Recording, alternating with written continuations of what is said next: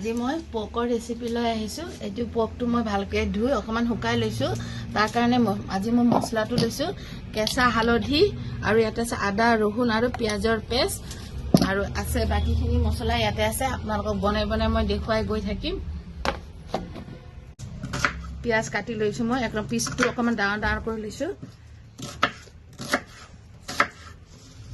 লগতে আলু দিম।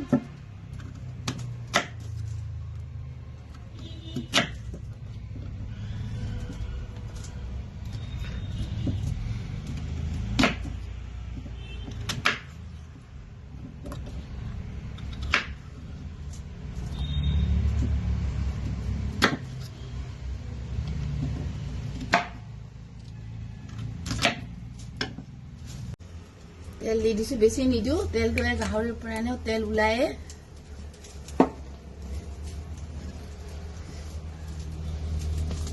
পিঁয়াজটো দি দিছো,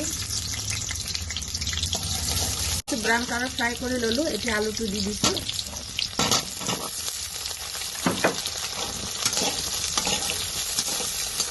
এতিয়া মাংসখিনি দি দিছো। মাংসটো শুকাই লৈছিলো।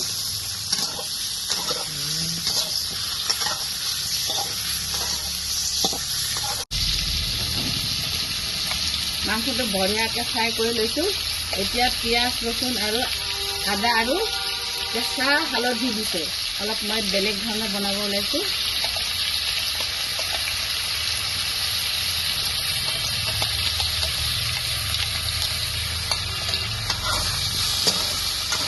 দি দিছো সোৱাদ অনুসাৰে। লগতে জিৰাৰ গুড়ি, জলকীয়াৰ গুড়ি,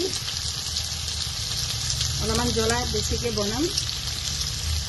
আৰু এইটো হৈছে জিৰা আৰু ধনিয়া গুড়ি।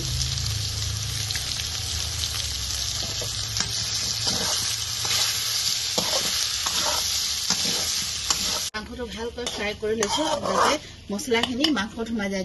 মাংসত যেতিয়া যিমান ভাজিব আৰু মাংস ভাজিলে তেতিয়া মাংসত মছলাখিনি সোমাই যায়, তেতিয়া টেষ্টটো বেলেগ হয়। অলপ ফ্ৰাই কৰিব লাগে বেছিকৈ, তেতিয়া মাংস বহুত বেছি টেষ্ট হয়। ভালকৈ ফ্ৰাই কৰি লৈছো। এতিয়া পানী দি দিছো। অলপ গ্ৰেভি টাইপ বনাম। ভালকৈ সিজাব লাগিব নহয়।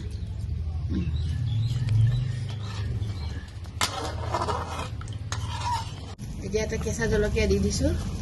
জলকীয়াটো ইমান জ্বলা নাই, মই দেখাত ধুনীয়া হ'বৰ কাৰণেহে দিছো।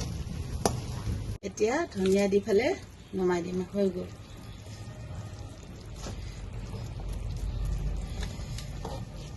ভাল লাগিলে লাইক কৰিব, কমেণ্ট কৰিব আৰু চেনেলটো প্লিজ ছাবস্ক্ৰাইব কৰি দিব।